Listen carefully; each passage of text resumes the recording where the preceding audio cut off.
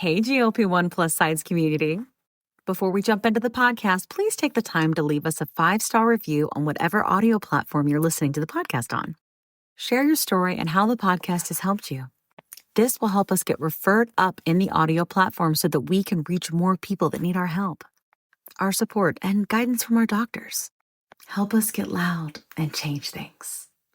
Are you interested in understanding GLP-1 medications like Ozempic, wegovy, or Mounjaro?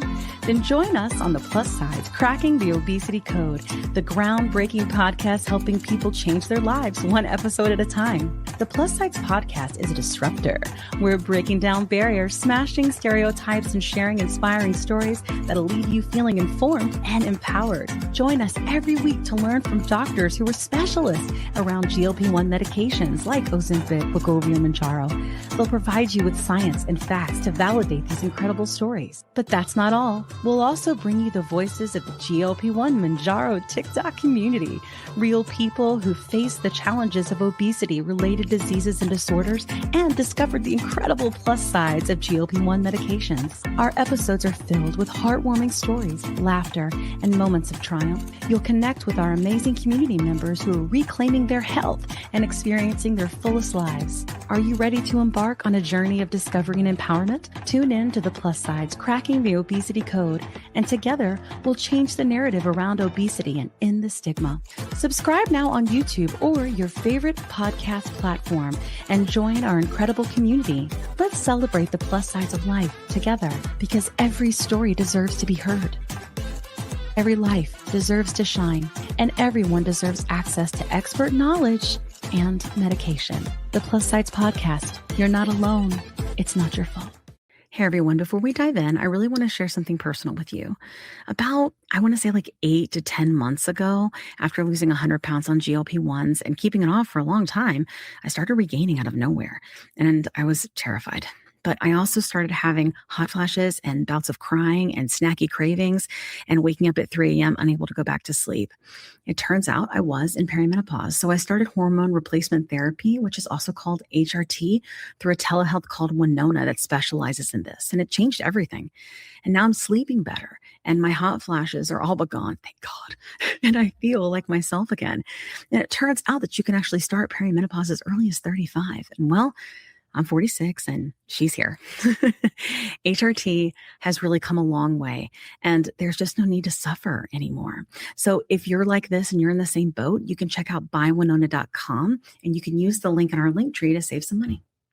Want the fastest working GLP-1? For half the price, Ro now offers FDA-approved weight loss injections cheaper, with results you can see faster. Lose 15% of your weight with the formula from Eli Lilly that hits not one, but 2 hormones to curb hunger and nausea. Weight loss faster, confidence higher, price cheaper. See if you qualify at ro.co/TV. Welcome. Kat is already making me laugh. I'm already in the mood. I was like, wait for the silliness. Wait till I start. Wait for the silliness. And she goes, dearly beloved. Anyway, hey, welcome to the Plus Sides Podcast. How are you, everybody? We've got Janine and Kat, and we have 2 special guests today.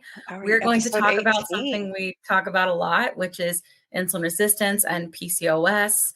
And frankly, obesity and even binge eating disorder. And I'm telling you this now, in case you have little ears in the room, or in case this is triggering to you in any way, please consider that before we move forward, okay? But right now, I'm not sure of the title, but I think it's going to be House of Cards of Insulin Resistance or something like that. We'll see. I'll make it cute and in the corner somewhere. But anyway, hey, if you, this is the first time you're listening to us, this is episode 18. Where you been? But we're so glad you found us. Yay. 18. Yeah. 18. I know. If you just found us, welcome home.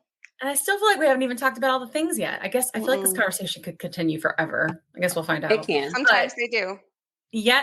Yeah. Right. So after we have like after hours, like, which is like after the call, we kind of just sit and like dish. And I'm like, every time we do, we have like these really good conversations. I'm like, we should have recorded that. People would have loved that. So we'll figure that out. We'll do that on our lives. Yeah. If you're new here, again, like I mentioned, Welcome. This is a podcast that was born out of the TikTok community, the GLP1, I would say Mounjaro, if you will, community that people focus with, I would say issues with obesity and related diseases or related disorders. And we all are just a very big supportive community there, not without our drama, but it's great. Everything's fine. But that's what we do here. We are really giving people space to be able to tell their stories. It definitely got to a point where we felt the media were taking these stories and cutting them and spicing them and basically tailoring them to fit their own agenda. And it just wasn't right, because these are testimonials and life-changing things that are happening to people. So people deserve to have their space, and they deserve to not feel alone. They deserve to know it's not their fault. And so that is our mission. That's what we're looking for. We want affordable access to these medications for everybody that can benefit from them. So, but anyway, in terms of me, I take Mounjaro. I've kind of taken all of them at this point to treat my PCOS, insulin resistance, and obesity. You got it all. Anxiety, ADHD, all the things. It's been incredible for me. It's been completely life-changing. I'm 65 pounds down. I didn't add my current 5. I am 70 pounds down.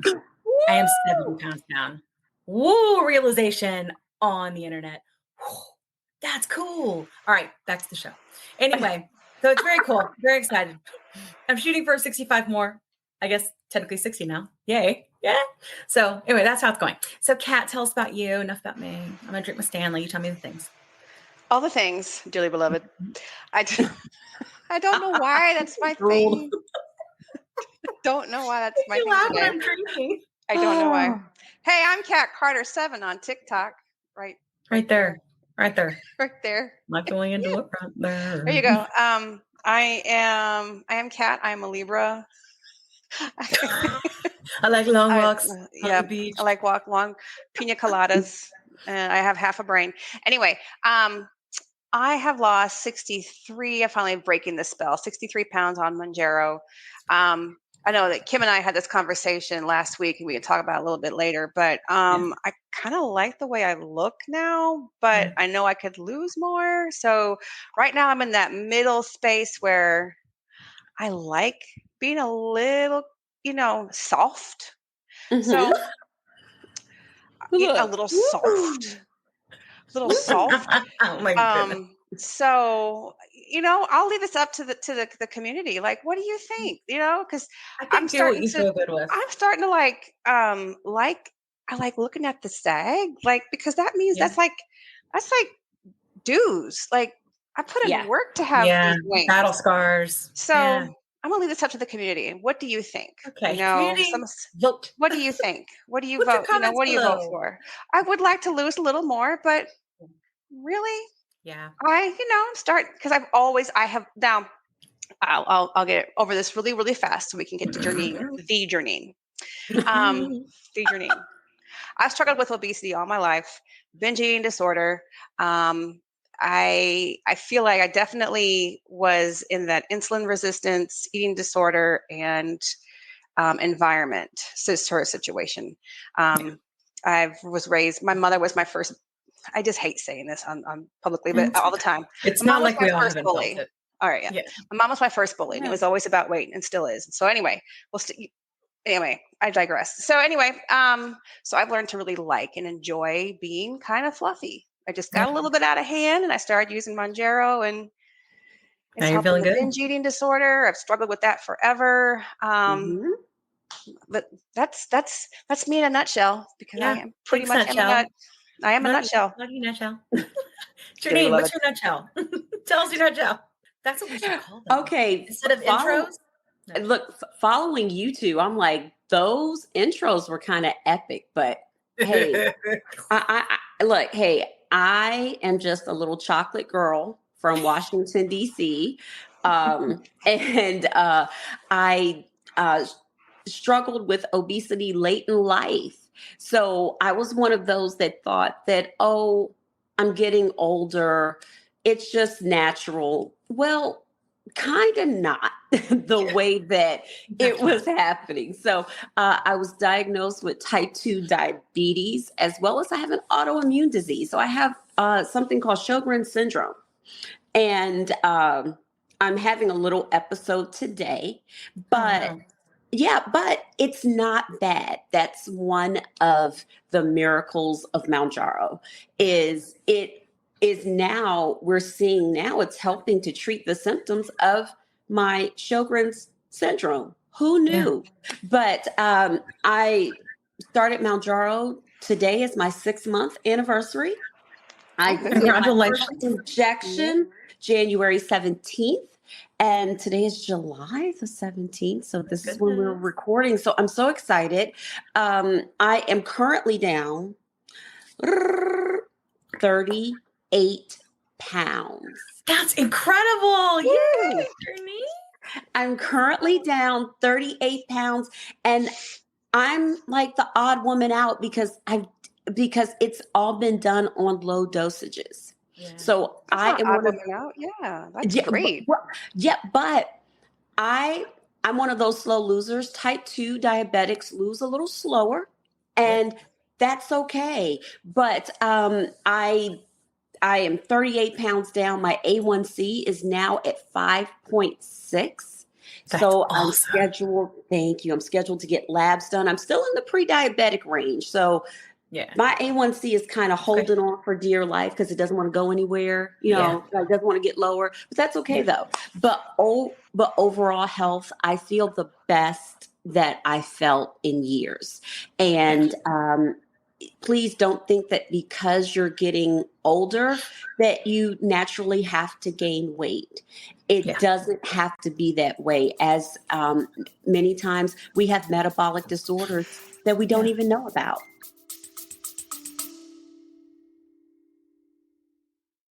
Quick pause here.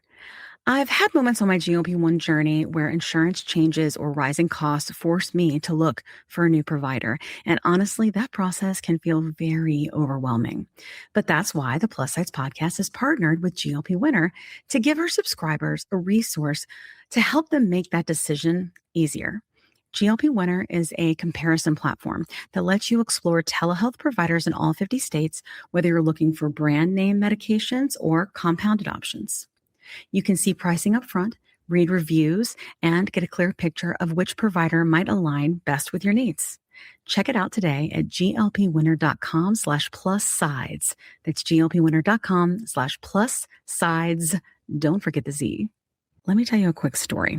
I was telling Kat how I was regaining weight after my 100-pound loss using GLP-1 medications, and I was having snacky cravings and waking up at 3 a.m., and I had hot flashes, and I was worried. But Kat was like, listen, I went through this last year. It's perimenopause, and I started HRT, and she used this company called Winona.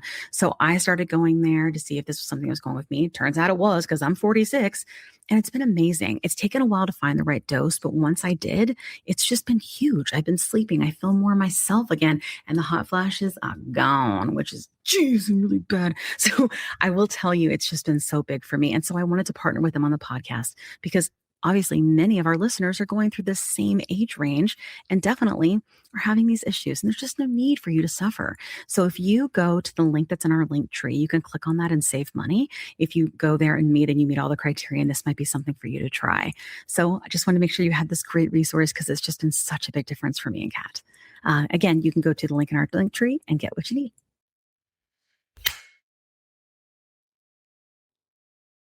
"20 seconds a week to lose 20% of your weight in a year with diet and exercise." That's the power of GLP-1s through Ro.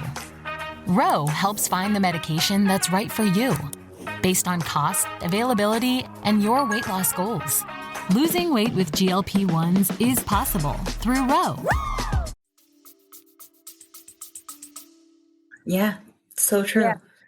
Yeah. Different things seem to cause metabolic disorders. Like there's so many different moving parts, and that's why you need a professional, to walk you through this. Yes. And we will have one on today to talk to us. And you know what? Before we start, plugs. Oh, plugs for merch. Okay. So go to the merch store. Mine's the rosy one. You can't really see it, but it says Rosie shows up. Oh, the Rosie shows up. When you see if I do this. Yeah, I know, right? We're like, okay. If you don't know, Rosie O'Donnell was on episode 13 of our podcast, and she was kind enough to approve some art so that we could do some shirts to promote the show because she's amazing and incredibly kind and believes in what we're doing, which is fantastic. This is the lovely this water bottle is awesome. Water bottles and like all the things. So go and check it out because those proceeds go to keep the lights on for the plus sides to help us. I've just taken some of the money that people were able to donate and some that did for merch stores to actually pay to promote one of the episodes to get as loud as possible. The whole goal has always been to get loud and change things with affordable medication for everybody. And so that's what we really want. The accessibility and affordability is a big problem. And we'll talk about that today. So now that we've like run our mouths and got everything all together, let me tell you what we're going to talk about. Okay. So our community guest today is Lisa, and I'm going to invite her in to give her the space that she deserves to be able to tell her story. Here we go. Hi, Lisa. Howdy, Lisa. Hi, Lisa. Hi, how are you? Oh my gosh, it's so beautiful. It's beautiful where you are. Yeah. It is a beautiful day. I'm in the Pacific Northwest on an island about an hour and a half north of Seattle. So, lovely. It's so beautiful. Oh my gosh. It's Seattle rains constantly. Yes. Yeah. I love the Pacific Northwest. It's absolutely like it literally looks like a painting behind you. That sky. It's gorgeous. Yeah. Sorry for our listening audiences that can't see it. Go to YouTube. It's beautiful. Yeah. Well, hey, we're super glad to have you here. Everybody knows we're going to be talking about PCOS, insulin resistance. I've mentioned that we are going to talk about binge eating disorder, but this is an opportunity for you to tell your story. It's unfiltered, uncut. We get emotional here, and it's okay. We just breathe through it, and we're in the moment together because we have a lot of healing to do too, don't we? Right? Yeah, absolutely. So we'll do it together. We'll do it together. Good. Oh, yeah. So do you want me to tell the whole, like my whole? You can tell me anything you want to. You can tell us anything you want to. Yes. Well, like a lot of people, I'm almost at a year. August 4th will make a year since I took my very first Mounjaro injection. I spent July on Ozempic, and we just didn't get along well. And so I actually was on TikTok one day, and I saw somebody had made a transition from Ozempic to Mounjaro, and I thought, gosh, I wonder if that would work for me.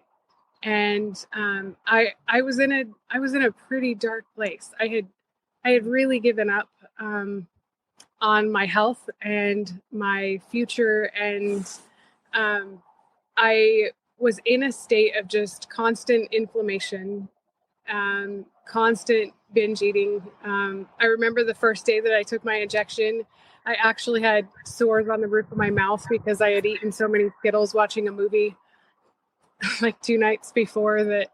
Like I had sores on the roof of my mouth. I was in such a state of sugar addiction that I was foregoing meals and eating like drumsticks for breakfast because I could justify it saying it's just the milk is frozen and the cone is like your cereal, but all in one cone. And I'm telling you, I was completely in a sugar addiction space. And so my doctor okayed it, and I filled the script and took my first injection. And day three, I looked at my husband and said, I almost feel lonely today.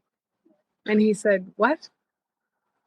And I said, I woke up today and I didn't analyze everything that I ate yesterday. And my mind's really quiet. And I haven't felt like this in a really, really long time. And it's very hard to articulate to somebody that has never had food noise or struggled with a binge eating disorder. But I was in such a dark place at the time. This might sound crazy to some people, but I was showering with the lights off because I didn't want my mind to tell me what the reflection showed. I was in a dark place, and Mounjaro changed it. And here I am, like almost a year. almost a year in and 80 pounds down. And that's great. Wow. And there are so many days that I feel like I just want to sit and have a drink with the makers of Eli Lilly and say thank you for creating such a thing, such a tool for me to use until the coupon ran out. And now I don't know if I would share a drink. I might. Right. Wait, throw it in their face instead. Now I'm in a place where I actually think if you would have told me that I would have had this change and known what this felt like for a year, but then the carpet was going to get pulled out.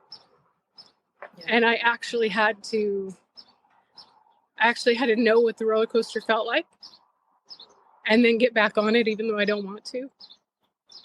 I don't know if I ever would have taken the first shot. Yeah. I think maybe no.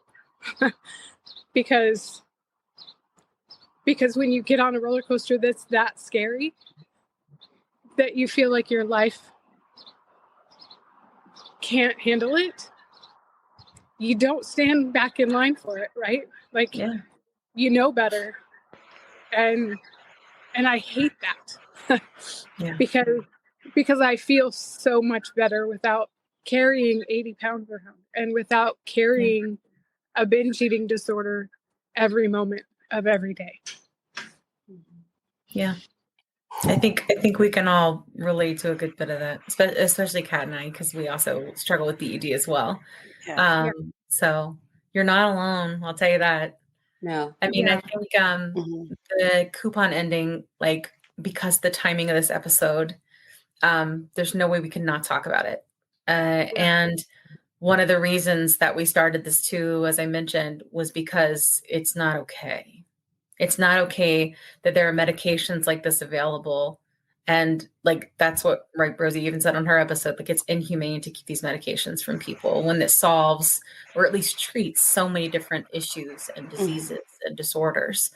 And so we're trying to get to a place where, maybe we can affect some change. And I don't know what the end of this roller coaster is going to look like for us. Right. I don't know, but I think it's worth trying, Me too. So that's what we're going to do. And so I would love to understand in terms of, and if it's okay for me to ask you some questions, is that all right? I'm open. Yeah. Okay. You ask whatever. It's a safe place. I promise I won't leave this trip. Okay. It's okay. Okay. So in terms of when you were growing up, is this anything that you were always dealing with, or was this at a specific point in your life?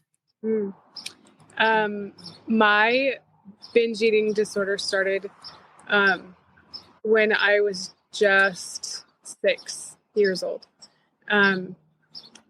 When I was 6, my sister passed away. She drowned in a horrible accident, and she was older than me, and she was like another mom to me, and she took care of me. She was my person. She was my safe place, and I didn't know how to process trauma. Of course, I was just little, and there was a lot of, just as you can imagine, trauma in the adults in my life. And so the very first time that I ever ate and made myself sick was on my birthday in the bottom of my closet. It was sticker. I ate until I was sick, and it was because she wasn't at my party. And so of course, I just went from that pain place to the next pain place in my life, and to the next pain place in my life. Always finding food. And I've said all of my life, had I been a teenager or an adult when that kind of pain happened in my life, I would have been an alcoholic. I would have been a drug addict. I would have been a seeker of some kind. But because I was such a little girl, it was food. It was always sneaking food. There was no way to hide anything from me, I would find it. It didn't matter where you put it. I was going to find it, and I was going to eat it all. And so, yeah, I wasn't an active in my eating disorder until I was in high school. But the binge eating part has been a part of my life as far as I can remember. Yeah, I understand. I think that just in terms of being able to relate with you, I also struggled with this one since I was 8. And my parents had split, and then my mom went on her own for a while, and then she met my dad, and then they got married and they had a child. And it was, they were both young and kind of starting out. And I remember the tension about like money and all of those things and not understanding them. And I loved having a little sister, but obviously there's stressors with that as well. And I didn't really know how to handle it. And I also coped with food because that's usually what kids can get their hands on. Right. And they're trying to control something. At least that's been my experience. And it's very difficult, I think, to break that cycle. And the fact that I have genetic issues with obesity on my side, I think it was just kind of like this perfect mix, to cause this to be a continuous issue. And we're definitely going to ask our doctor about that too. Like, what comes first, chicken or the egg? Like, what is it? Is it the predisposition? Is it insulin resistance? And you mentioned, I know we've talked before about struggling with PCOS. And for most people who don't know, that's polycystic ovarian syndrome. Would you talk a little bit about that? Sure. So when I was in 4th grade when I started my cycle. I started young, and my cycle was, it was just brutal. It was brutal. It was awful. It was like 11 days long. I would lay out towels from my bathroom or from my bed to the bathroom because there was no stopping anything. And I would miss school. I would throw up. It was horrible. And in my 20s, I started doing some homework and was seeking help. Like, somebody helped me figure out what's wrong with me. I knew there was something wrong with me, but I couldn't figure out what was wrong with me until I read an article about a woman that it was like she had followed me around and she was writing my story and using her name. And I was like, wait a minute, I'm not alone in this. Yeah. Oh my goodness. And so I took the article to my doctor and I said, I need these tests run and I need this figured out. And so come to find out, I have polycystic ovarian syndrome, endometriosis, adenomyosis. I had 2 laparoscopies to try to remove some adhesions and cysts and try to slow things down. And at 32, ended up with a hysterectomy. And then my hysterectomy is, I don't scar on the outside of me, but I do scar horribly on the inside of me. And I didn't know it at the time, but where they did my hysterectomy caused this beautiful lace that just grows on the inside of me. And it just causes adhesions everywhere. And it attaches my everything. It's just like this spider web on the inside of me. And so twice now I've had to have surgery to remove the adhesions. And actually right before I started Mounjaro, I was scheduled for the next one to remove the adhesion. And because the inflammation is out of my body, those adhesions aren't pulling and I'm not losing losing days of work like I was before. I was having probably 5 or 6 episodes a month. Wow. And I've had 3 episodes in 11 months. Oh my gosh. Yeah. That's a huge difference. Yeah. It's life-changing. Yeah. And an episode, what does an episode look like? An episode for me would be just out of the blue. No warning sign at all. I would just feel like somebody was cutting me on the inside. Like to the point that I would be almost throwing up. If I was at a store, I would have to grab a hold of whatever fixture was near me, and I would have to breathe through whatever was happening, like I was having a child. It was like labor pain. Yeah. And I'm a labor support coach and have been for 27 years. So, I would try not to panic and know that I was going to be okay. And I would get myself to the car and try to drive home. But the episodes lasted sometimes 24 hours, sometimes longer. And now they're like an hour or two. And like I said, I've only had like 3. Yeah. So, no surgery for me yet. Right. Hopefully not. Yeah. Well, I hope this has at least helped in some way, for you to not have to experience that maybe even anymore. And I know that we've talked about the coupon going away, the very large expense of this medication. And I talk a lot about how nobody wants to use a compound version of these medications. Nobody wants to. But because this is treating way more than just weight loss, it's treating health, right? It's a health medicine. It's not just, it's not like the way people think of it as this like diet medication. That's just not what it is. I hate that we even call it weight management. I don't even know why it's in that class, to be honest. Like, come on, stop it.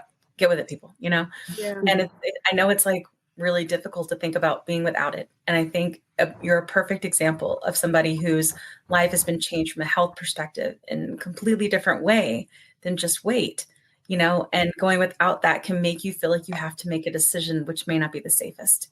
And so, I would love if you would talk about that, because I know there are people out there that feel the same way. Yeah. I mean, I have 2 pens in my fridge right now. And I was having a moment the other day where I thought, you know what, I'm going to go ahead and take my next one. But then I had to process, but then there's one left. And then I just started crying, and I thought, I can't. I don't know why it's easier for me to look at it and know that there's 2. Yeah. Right. But the thought of there just being 1. Yeah. And it is like, I've had people, and I'm not recommending this to anyone. Of course not. But I've had other people on this medication message me and say, hey, I have a backup. I have backup, and I'm going to mail it to you. Yeah. And I'm like, oh my gosh, you don't have to do that. No, I want to do that. Okay, if you're sure. Yeah. And then not send it. Yeah. Like, oh, I changed. Oh no. Oh, okay. And I'm thinking, if this were any other prescription, would I allow somebody that I've never met in my entire life to message me and say, hey, I have this and I'm going to mail it to you? Like, what? Yeah. No. Yeah. Or, I know this is not a recommendation. This is not something I say that anybody should do. Or look at a 15 milligram pen and be like, you know what? If I was on 2.5, how many times could that be divided? Or if I'm on 7.5, I could make 2 pens last a month. And is there a way to do it? If you do enough homework, yes, there's a way to do it. And is it the safest? No. Yeah. Have I done it? Yes. And it makes me feel like I've lost my mind. Yeah. Because I'm willing to take a risk, but I feel like the risks are smaller than the health risks that I lived with every single day before I started. Right. It's the worst. Are you working with now an obesity specialist, doctor, to help you through the transition? I have an appointment on the 26th. Great. And then we'll go from there. Yeah. I've tried to appeal the denials through my insurance company, and the last remark when I was talking about my A1C being 6.5 when I started, which is the national average for somebody to be diagnosed with type 2, right? Yes, it is. Yeah, it is. But with my insurance company, it's they don't acknowledge it until you're 7.1. And so the woman said, maybe you shouldn't have started it so soon. Oh my gosh. And I was double face palm. Unbelievable. Aghast. I mean, I was like so shocked. Like, you wanted me to be sicker because I was pretty bad. Yeah. I don't know if you wanted me to be worse, but I feel like I've saved you thousands of dollars, right? Yeah. It's mind-blowing to me, the things that people will say. Yeah. But that one was a big one. Maybe you shouldn't have started so soon. Yes, that's the whole point. Like, and I really don't like how our healthcare system. It's. I saw someone say, I think it was on TikTok. Someone said something. It's a sick care system, right? It's you get sick and then we provide you with something, as opposed to, hey, like you're ill in this way. And another one said too, a type 2 diabetic friend said that they had it's almost like you go to the doctor and they say, hey, you have a cancer, but it's just a little bit of cancer. And you're going to have to come back when you have a lot of cancer because it's not worth treating right now. Right. Because it's expensive or because we don't want to, because you're on the wrong side of it's cruel. It's stupid. Like, and I didn't know it when I entered into this community or this journey. I didn't know anything about being able to even change where I got my prescription filled, right? Like I didn't know that I myself could call and change my prescription from one pharmacy to another. I was so ignorant to this world. Yeah. I never would have believed you had I not been on this journey, that somebody that works for an insurance company who does not have a PhD could actually tell my doctor, who does have one, how to treat their patient. Oh yeah, that's the big frustration. Like it's really incredible to me that is a thing in this country, that an insurance company can supersede a physician's orders is what? Yes. Yeah. I pay how much a month for what? Yeah. Right. Exactly. Yeah. I don't understand it. I don't understand it. Yeah, it doesn't make any sense. Yeah. No. Well, I think you and I did have a conversation before, and if we don't want to say it, I can always cut it. But you and I both are strong, and I would say, in our faith. And I know this is something that you've struggled with in your walk, and I would love if you would share that if you're open to it. Yeah, absolutely. So over the years, like I've been a believer for a long time. Not my whole life, like in my 30s. And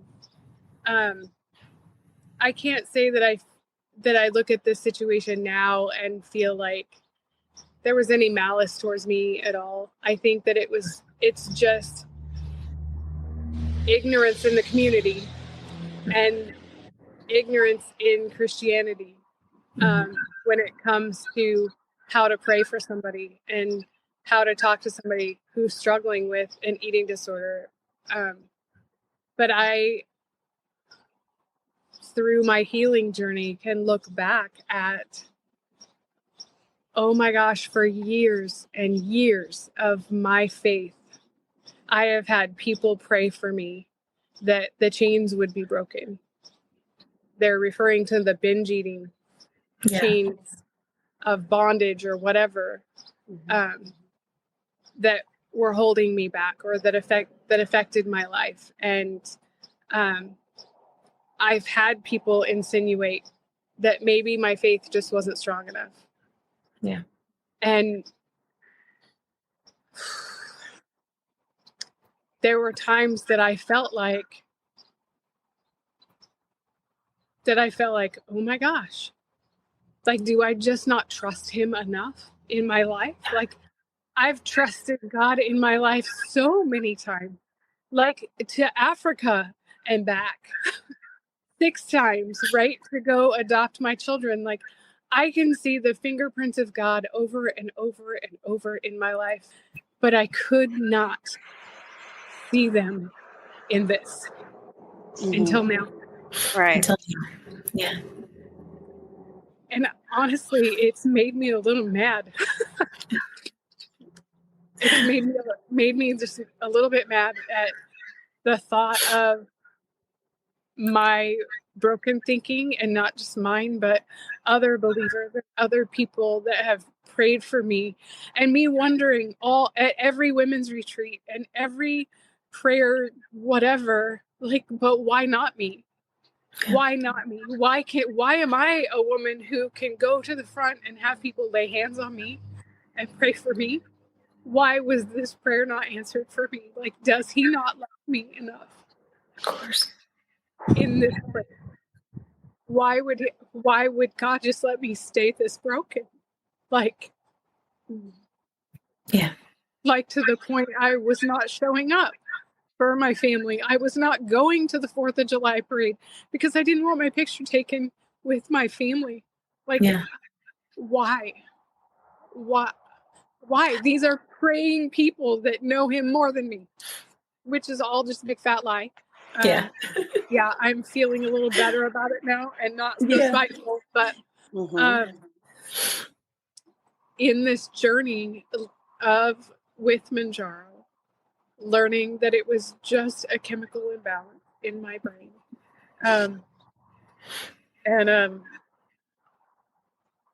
it didn't have anything to do with how much I love him or how much he loves me, because that measure isn't even a measure. It's like all at once. It doesn't grow by your actions. It doesn't diminish by your actions. Like, he just loves, period. Yes. Not because of who you are or how long you've lived or how long you've loved him or how many shots of Mounjaro you have or haven't taken. Exactly. He just loves you and me. And it's been that's been a hard emotional process for me. Of course. Yes. Of course it has. I think, especially those who have struggled with it for a long time, there for sure have been moments where I have thought the exact same thing. So if that makes you feel any better, you're not alone, and I've thought that too. And when we decided to start this podcast, the way that things have lined up for me and for us, and me choosing to walk the path. And I think that I'm seeing so many lives that just these discussions and this education that are sending me messages and saying, you brought, and it's not me, it's all of us, right? But just that we've done this, and I've followed this path. Everything has been laid out, and it is all just like this. And the timing is immaculate. It's immaculate. And I have to think that sometimes we have to suffer so that others don't have to. Like, maybe our children don't have to, our grandchildren don't have to. Right. And it's hard to process that and understand that. But I think that talking about relationship with God and why it is that you feel this way, and the way that people look upon you poorly and they think that it's a moral failing, it's an important conversation to have. So I hope this has opened up some things by you telling your story and being so brave and vulnerable that other people are going to think about this. And I bet you I get a message that says, someone's going to connect. That sounds like me. I get one every episode. So you doing this is going to say it. Someone's going to say it, Lisa. And as a fellow believer, it just dropped that it's like you are like the modern day woman with the issue of blood. And I just was like, okay, so that's why I was looking down. That's why and like Kim said, the path, you never know how things will work out. Yeah. You never know how things will work out. This whole podcast has been such a walk of faith for each of us, even though we're in the Atlanta area. Your journey is a walk of faith. And I would and I believe, and I don't want to speak for everyone, but I think I'm going to take this privilege and thank you for coming forward, because again, and most of us believe that when you're open and you don't just hear, but you listen, we're listening to you. And it's not just, oh, well, this is it. But you never know how things are going to work out. And that's all I'll say is you never know who knows who. You never know how things are going to work out. You never know who knows who. Don't. And I just thank you for coming forward. And your faith is intact. Your faith is even stronger. And he sees that and he rewards that. You better believe it because we are all walking. Yes. You're part of this path. You came right are to me. Part That's of how this. it works. You came right to me. And Mounjaro, I always say, and I'll say this, it heals us from the inside out. It's not just about the weight. No. I've always said it from day one. I've always said it from day one. And it's so true. So true. Yeah. Yeah. Yeah. And I have faith. And I have faith that we are definitely going to see an approval for this medication for obesity. Yeah. And I think it's going to happen this year.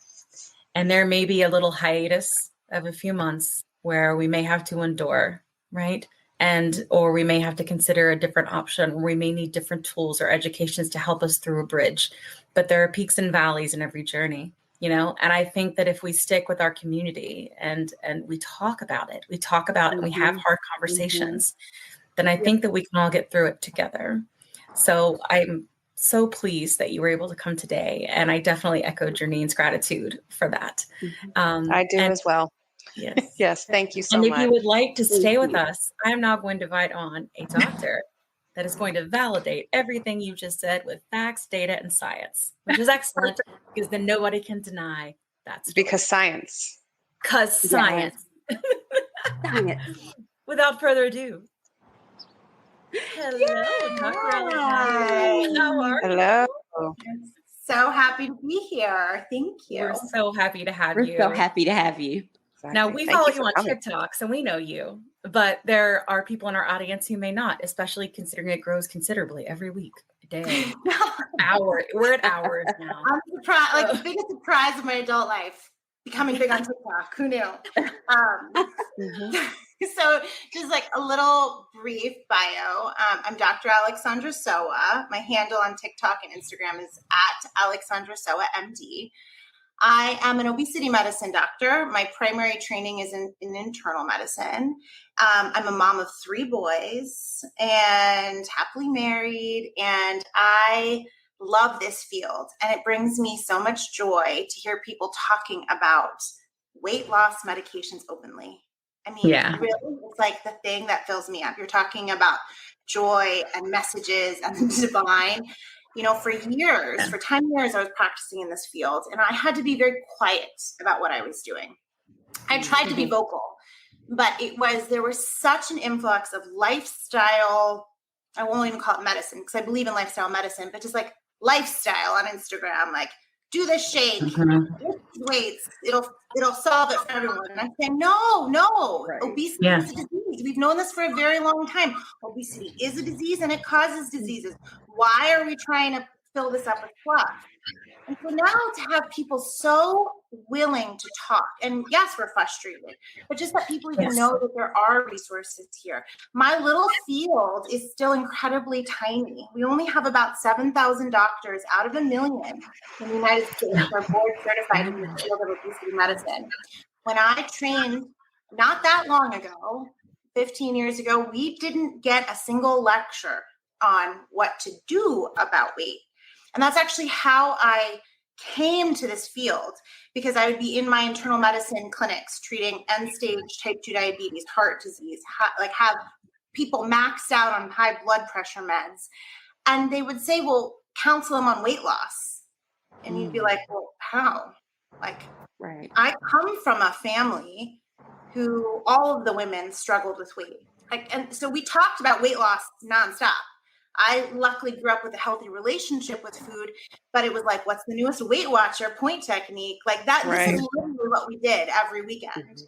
And I knew that like these traditional tools weren't working for my family, who was doing everything they could possibly do. So what else was there? And so when I found this field of obesity medicine, metabolic health medicine, there was no going back for me.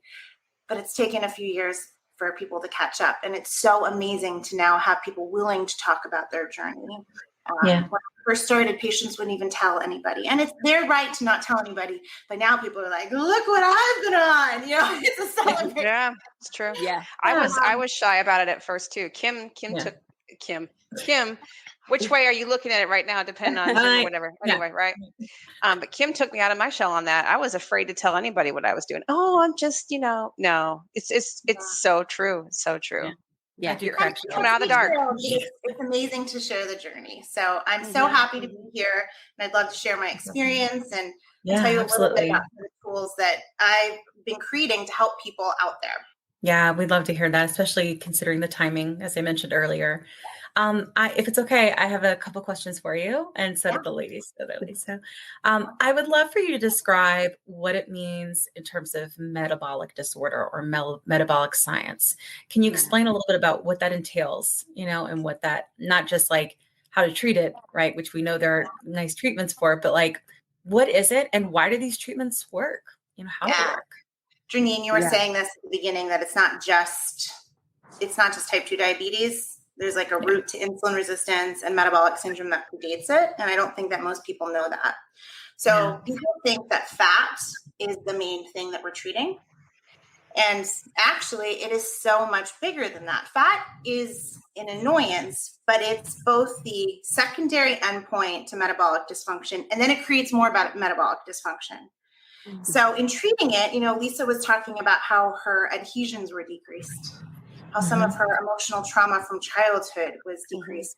There's a reason for that. And there is science there, right? We know that people who carry excess weight have increased rates of abdominal adhesions significantly. We know that, unfortunately, children that carry childhood trauma have about 50% increased rate of obesity down the road. And then that leads to depression and anxiety and inability to heal. So the fat itself has a lot, it's really active is how I like to describe it. It's really the most powerful organ in my opinion. And metabolic syndrome, or metabolic dysfunction, as I call it more globally, is really what happens to lead to the fat. And whether that is binge eating disorder, where we have decreased leptin, which is a satiety hormone, and like a lack of reserve in the brain and stomach for stopping, whether we see that, or we have insulin resistance, which is like insulin is my jam. It's my favorite hormone to talk about. We have all sorts of imbalances that will then lead to weight. And then when you put on the weight, we have negative feedback signals and that further dysregulate what's going on. So a lot of times people will come to me and say, I am trying so hard and the weight won't stop coming on.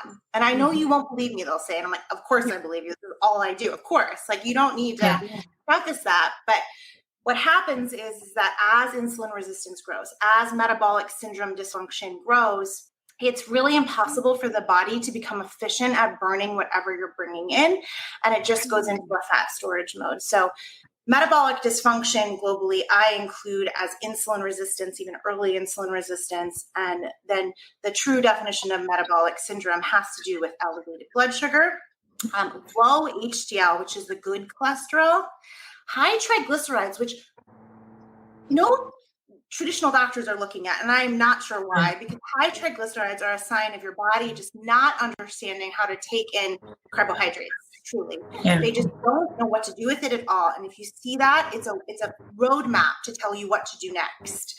And then we also see increased abdominal circumference, which weight, right? It's a more scientific marker actually than weight, because weight is not always the biggest indicator. So, if we can help people identify some of that dysfunction early on, in those early stages of weight coming on and not understanding, and then even a doctor says, oh, your BMI is not high enough for these meds, or just like work a little harder. If you can educate yourself on what you're looking for, I think we can stop a lot of disease in its tracks. And actually, just a small plug because we're so unique. I actually created an at-home testing kit that tests for all the things that make up metabolic syndrome. Hey, that's great. Wow. Yeah. We'll put it in the notes. Oh, yeah. That's amazing. Goodness. And I have a discount code for you guys. My assistant did it while we were sitting here. I was like, let's get it. Oh, heck yeah. Yeah, but my testing kit, what it does is I long recognized that there was a problem that people would come to me and say, I ran all the labs and everything looks fine. And then I'd look at the same set of labs and I would be like, but no, you have early insulin resistance, you have metabolic syndrome. And to somebody's point, I don't know who said it at the beginning, but like we are a system that only looks for the disease state. So it's ridiculous for a patient to come in with a hemoglobin A1C of 5.6, which is how I trained. And they're like, maybe eat a little better, but we weren't even using the words pre-diabetes. And at that point, it's just a runaway train. Like for most people, it will progress to type 2 diabetes. So we want to catch and insulin. And then I'll stop talking. I know I could just go on and on about this today, but insulin. Please. No, this is an education place. Don't talk. You're good. This is the place where we want you to talk. Yes. But insulin, and we use the term insulin resistance, but what is that? It means that the body is producing insulin. Your body, your pancreas is producing insulin. But your body's not receiving it, and it's giving a signal to go back and make more insulin. And insulin is a hunger and a fat storage hormone. And so it's actually a very useful, scientifically validated tool that's not used in clinical medicine, where we can test your fasting insulin. And if your fasting insulin is high, and even if your hemoglobin A1C hasn't caught up yet, we can predict pre-diabetes or insulin resistance 15 years before we start seeing an increase in the average blood sugar marker. Oh my goodness. And you guys were talking about PCOS, and this is what we see in PCOS. I love PCOS patients because for me, they're actually very simple to manage, which is so sad because they feel like they're the most complicated patients. Yes. Yeah. Right? That was like simple. Wow. I know. And not to minimize what anyone has gone through, but it's pretty straightforward. And I think it's very sad that we don't have more tools in traditional medicine. Now, all my doctor comrades are doing like the best they can. They got 15 minutes. Their boss tells them that's all they get. And we didn't necessarily learn about these things. But, PCOS is a disease primarily of just insulin resistance. And that insulin resistance gets worse. And then the disease of PCOS gets worse. And fat comes on, and fat makes PCOS worse. And it's just horrible. You said chicken and egg. It's like it's a little bit of both, but they're very interrelated. And if you can target the insulin resistance through diet, lifestyle, knowing what to do without killing yourself on the treadmill or eating like rabbits, like knowing how to eat, and then using the right medication, we can really get to the root of it and then change the trajectory of all the other things that come along with it.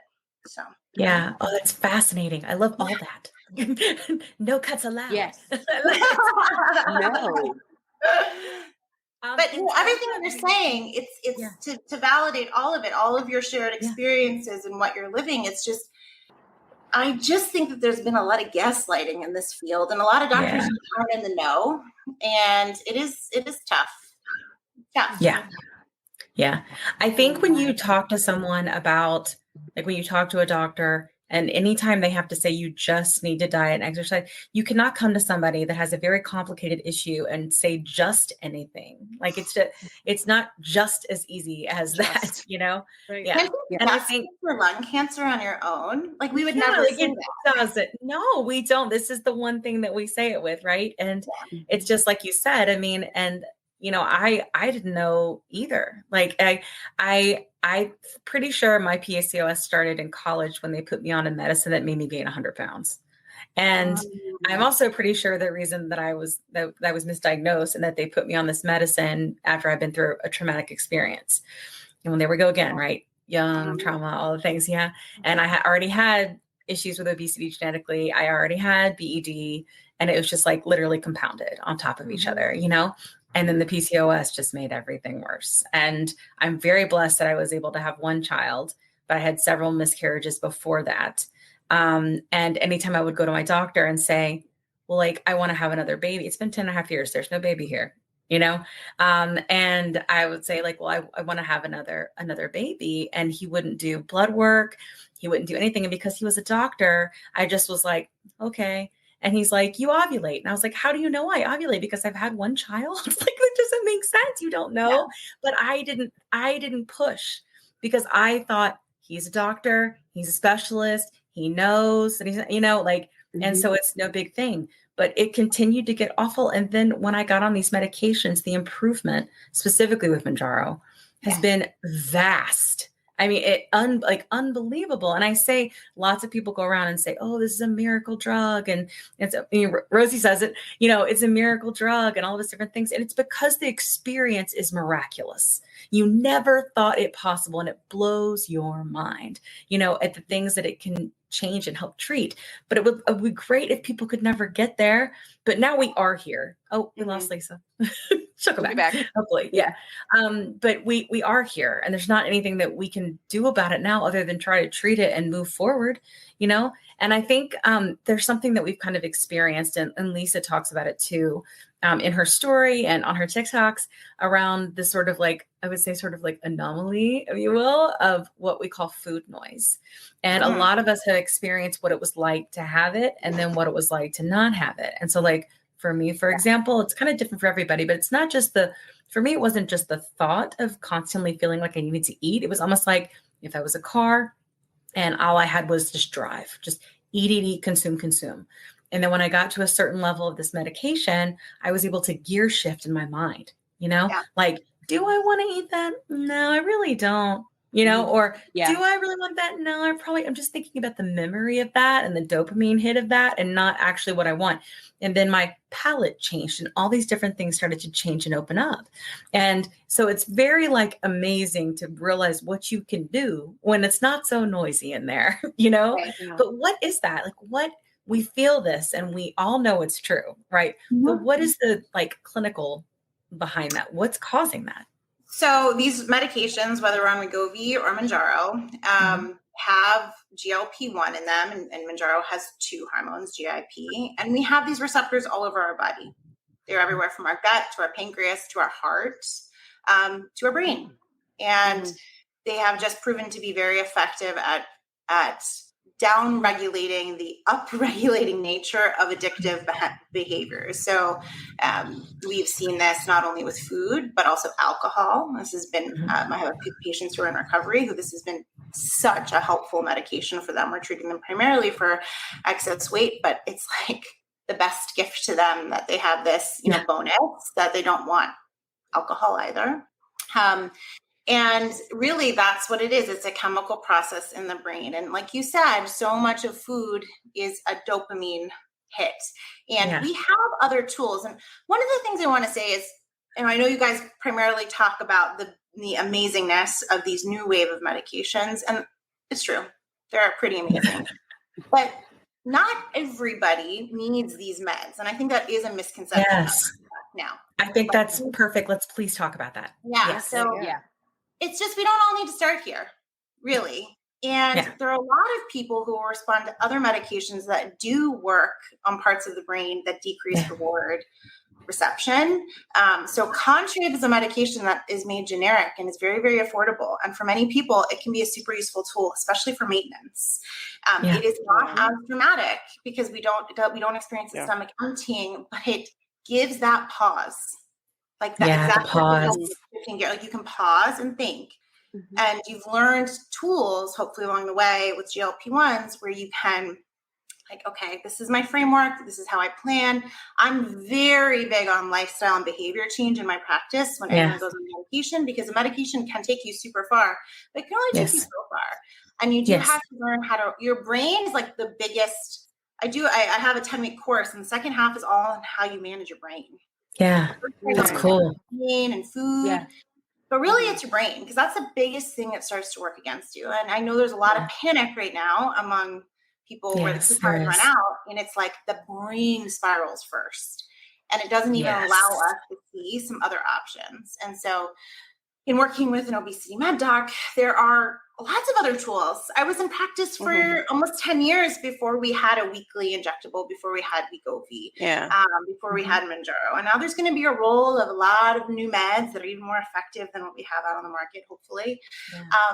But there are other tools. And sometimes, I had a woman just recently who, she's 50, And her doctor was like, well, you're just soft now. Like, I think that's what the words she actually used. And, you're not carrying too much weight. And she's like, but I put like 30 pounds on. Like, this isn't like I was very thin before, but that was how it was my whole life until like 46. And we helped her with diet, but also we used this contrave medication, and it just gave her power back in her brain. And she didn't even know, and she didn't need the full kit and caboodle.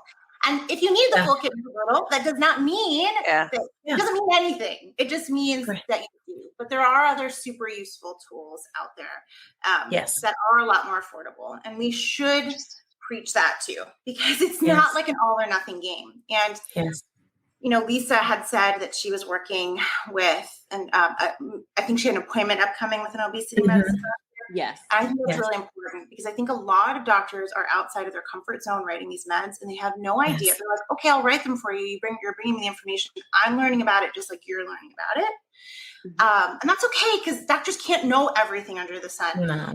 But finding a specialist can help in this transition process too, and help you potentially troubleshoot other meds that will help with maintenance until we get tirzepatide approved for weight loss, and before we have some other meds, and just finding what the right fit is for you.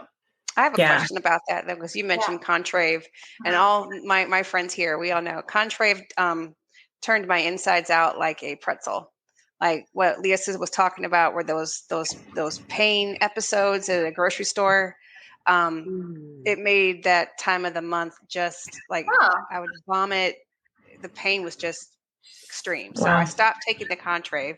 The episode still kind of came along, but then the Mounjaro, when I tried that, that's generally not like a big side effect with that med. There are others. The abdominal cramping. Yeah. But you have to look at it holistically. What else is going on? I mean, I have everyone keep a food. It was the caffeine. I eliminated caffeine as well. Yeah. Exactly. So. It's just, it's like sometimes it's not always causation, and there is a correlation, but it's not the thing. It was a stimulant. And so, and maybe that was it. Maybe your body was really reacting to the upregulation of Wellbutrin, and then the brain is attached to the gut. So, there could have been something else, but it's not interesting. Right. Okay. And some people are like, exactly. It didn't work for me, so I'm a lost cause. No. Right. No, I didn't give up. There's tools too. Yeah. And I think, and even if people don't always consider Victoza Saxenda either, which has been around a lot longer. It's going to have a generic next year. I think it's a really good starting place. It's coming out as generic, but right now I'm reluctant to tell anyone about it because it's very hard to get all. Because it it is. Yes. But I love it, and it's great. And some people like it better. Some people's bodies respond better to the daily dosing than they do weekly. And again, it's almost like there's not one size fits all body. It's almost like that. Wow. Right. Exactly. So in terms of, we talked about like an eating disorder and we talked about it in the beginning. But I want to know, in terms of like that constant needing to eat, like eating disorder that comes around with obesity, with insulin resistance, metabolic issues, where's that coming from? I mean, is it sort of the same? Like, what is it that's affecting the brain to where it feels like it needs to constantly be ingesting food? I think it's multi-dimensional. I think there's definitely an emotional component of feeling something when you eat, right? Mm-hmm. And so tapping into how you feel when you eat, I think, is really important. And is like something I try to give to my children. Like, why are you eating? Are you hungry? Yeah. Do you feel it in your stomach? And we really try not to reward or punish through food in my house too. It's like very healthy from a young age relationship, but not everyone can have that. And we can develop an addiction to food as we age, just like an addiction to alcohol or drugs, and our brain. And I think what happens though, specifically in binge eating disorder, and we see this on the flip with anorexia too, we start to change our hormones to support this new state. And we see a huge rise in insulin after an episode of binge eating disorder. We see a decreased rate of leptin release after a binge eating episode. So that hormone I was talking about, where you are supposed to be satiated, it like doesn't come. Right. So the mechanism becomes broken and it comes like 2 hours after the fact. But at that point, you're so unwell that you've rolled yourself to bed and are in pain, right? Yes. Right. And so it's both emotional, but then it becomes very hormonal. And insulin, as I was mentioning before, I think is really important to kind of keep tabs on, because if you have an episode where you overeat and you do it repeatedly, your insulin level will constantly be in a state of high. And a high insulin level signals for your brain to store fat and to eat more. So then it does become just a cycle that you cannot break.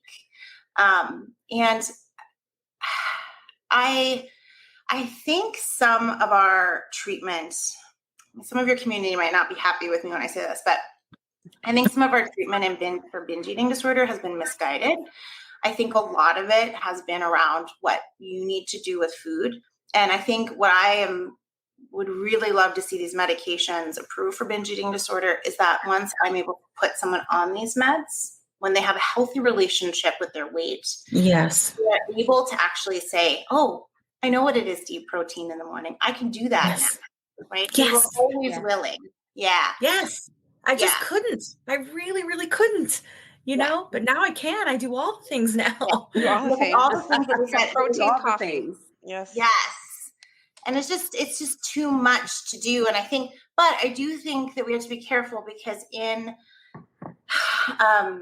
the treatment of binge eating disorder, some people don't have a healthy relationship with their body, their physical body, and being really uncomfortable in it, and really need extra care in a comprehensive manner, where it's not just the medication. They really need to work on the brain too, because treating just quieting the food noise or quieting the desire for food isn't enough. And something I'm not sure if you guys have talked about is when we lose weight, we know it to be true. There's something called transfer addiction. Yes, we have. You talked about it. So if you don't deal often with the thing that's triggering you to overeat, or to self-harm, or to drink too much, you seek that same thing out in a different vehicle. Yes. So we have to be careful that we're not doing that either. And when we're just eating for pure emotion and it's not driven by the hormones, we really have to make sure to treat that too. Yeah. No, I think that's really important. And the one thing to consider too is like with our community. So it's so many different people of different backgrounds, different, religions, different cultures, different, it's completely like we have men, we have women, it's vast. And so because of that, there are different perspectives. So in our show, we like to include all perspectives, and we have doctors on all the time that don't agree, and that's okay. You know, because for people to be able to make an informed decision, it's important for them to hear all perspectives. So we appreciate your perspective here. And I thank you for sharing it with us very much. Yeah. Thank you. Again, it's just no one size fits all. I mean, that's truly it. And I think sometimes the social media can get very loud on that. Like, this worked for me, this should work for everybody, but it's not always like berberine. Like what? I love berberine, but berberine is not going to have the same effect as Mounjaro. No, it's very mild, but it supports blood sugar very effectively. Yeah, it does. Yeah. So speaking of, because I know that I've done everything under the sun, and this is my question. I did OA, or Overeaters Anonymous, for a while. And their program was to omit trigger foods completely. Then you go to some programs or some outlets that say they encourage the moderation, which is fantastic as well. I remember being in OA, it was very white knuckle, like, oh my God. But no, I got to pray. And I'm not disparaging it or call my sponsor and things like that. But now you see some other outlets or some other obesity medicine specialists focusing on intuitive eating. Yeah. And would that be, I guess, could that be like the perfect role, the perfect combination? Should we? No, I'm not sure. Okay. So here I go again, going against maybe what other people have said. I think intuitive eating is actually very, very tricky. And I think again, it has been usurped by social media kind of. It's like a great thing to say, like, you want wine, have wine. You want a cookie, have a cookie. I think that there are some foods that are very hard for some people to stay away from. I tell my patients this all the time and use myself as an example. I can't keep gummy bears in the house. I am great with every other food under the sun, but gummy bears are my like kryptonite. And if they're there, I cannot stop and they hurt my stomach. And why do I do that to myself? But there's something about them that is like, it's my thing. And so I buy it occasionally. Like I get it as a treat. Someone gives me a little thing on my birthday. Fine, great. I enjoy it. I don't have a big old bag. I had a patient who couldn't handle peanut butter. It was like a thing she could not stay away from. Like she just had to put the spoon in, even on medications, even when there was no problem with anything else. So do we have to be intuitive about things that cause us worry and upset? No, I don't think so. I don't think we have to like challenge ourselves in that way. I also do believe in therapeutic nutrition. So if we see prediabetes, type 2 diabetes, PCOS, we know that there are ways that really help through food for those diseases when we see diseases of insulin resistance. And so I really teach about macronutrients and a focus on carbohydrates. Does that mean you can never have a carbohydrate again? Absolutely not. But I think guidelines around specific foods and giving someone the ability to plan, enjoy is like way more powerful than having this struggle with my brain doesn't tell me to stop with this food. There must be something wrong with me. And instead, how we work on it is, what are you really going to enjoy? Like, let's like look at life in terms of food. Most of it's low hanging fruit. It's like breakfast that you just need to eat to make sure you get in your protein, or it's leftovers for lunch. You're not enjoying it with other people. It's just to fuel you. And in those meals, I ask people to focus on foods that really are good for their bodies and good for however we decided to help them. And then for the celebration meals, not cheat, I never use that word, but for the meals that you want to do something a little different, is that intuitive eating? Sure. But I actually ask people to plan for it. I think intuitive means you just know what's right. And I think that's really hard. I think it's really hard even for someone who does this all day, every day. I still do better when I plan out my family weeks. I know what I'm going to have for lunch. It's like we're humans. We have decision fatigue. And so intuition will lead me to like, I don't know, eat box mac and cheese when I don't even want that, but it's like there in my, I don't know, someone made my kids. Like that's intuition, I guess. But I think having power and ownership of over how you decide to eat is the more important thing. Like I'm going out on Friday night and I'm going to have the pasta dish and I'm not going to think twice about it. I'm not going to feel guilty. I'm going to eat it and enjoy it and love it. Great. Move on. Not, I really shouldn't, but I'm going to. No, I really want people to enjoy the experience of it. So yeah, I'm more for planned eating. Yeah. Sounds like we can just live all around all the neighborhoods in eating world and eating the Navy. That's true. And again, it's like what works for some people. Some people swear by an OA approach to food. Some people swear by it. And it's like, I'm an addict, I'm a sugar addict, and I can never touch this thing. And you have to help people. I personally help people find the thing that is going to work for them. You know, I don't have a one size fits all because everyone's different. Yeah. I think that's good. Great. Yeah. Oh, and expand on that. This is a good segue. How does diet culture that eat less and move more damage your metabolism? It ruins it. It ruins it. It ruins it. One thing to all the young people out there is like, food is not the enemy, and you have to learn how to eat. I really wish someone would have taught me how to eat what was actually like a balanced meal, like, and really the importance of protein, especially for women. We just eat so little of it. And whether you're getting it through plants or animals, I really wish someone would have just said, like, focus on where you are now rather than trying to lose 5 pounds, rather than trying to eat like a rabbit or do the lemonade cleanse. I totally did that in high school. Why? You remember like cayenne lemon drink, right? I don't know why. I didn't lose weight because people were doing it. I say Beyonce does it too. I was going to do it. Well, if Beyonce does it. Beyonce.